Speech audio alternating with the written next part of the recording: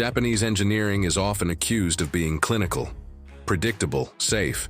But every few years, a machine rolls out of Iwata that reminds you the designers have been watching too much anime and listening to industrial metal.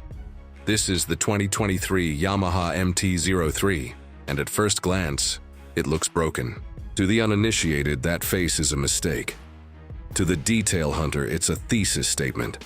Let's dismantle the pixels. Yamaha calls this the face of the dark side of Japan. Marketing fluff, perhaps, but look closer. Unlike the single Cyclops beam of its naked competitors, the MT-03 borrows the twin-eye LED projector from the larger MT-09. Detail 1. The housing isn't just black plastic. It's a multifaceted reflector tray. When the sun hits it, or when you flick the high beam, the light doesn't just project, it fractures. It looks like a predator narrowing its pupils. Detail 2. The fork offset. Most entry-level nakeds use steel tubes painted black. Yamaha spec'd 37mm KYB upside-down forks. But the detail isn't the gold coating, it's the gap. Notice the 3mm of exposed inner tube between the top triple clamp and the adjusting nut. That small gap screams adjustability in a sea of disposable commuter bikes.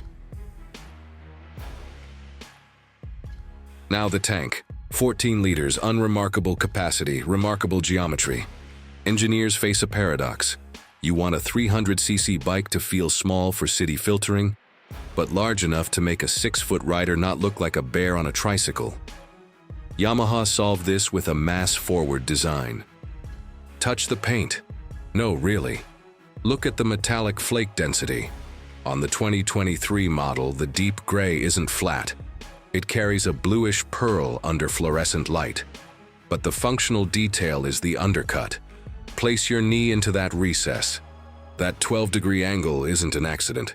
It's a wind tunnel byproduct disguised as styling. Then there are the shoulders. Those intake-like scoops on the side? They vent heat away from your inner thigh. But stylistically, they create a tension line that connects the radiator to the swing arm pivot. It's visual triangulation. Beneath the theater sits the 321cc parallel twin, a derivative of the R3. But let's talk about the detail they don't advertise, the crossplane concept. Most twins fire evenly, tick-tock boring. Yamaha uses a 270-degree crank. That means the firing order is uneven. Listen, that rumble, that slight V-twin pulse. That is the sound of a 300cc trying to sound like a V8. The exhaust header pipes are unequal length specifically to scavenge gas in this chaotic rhythm.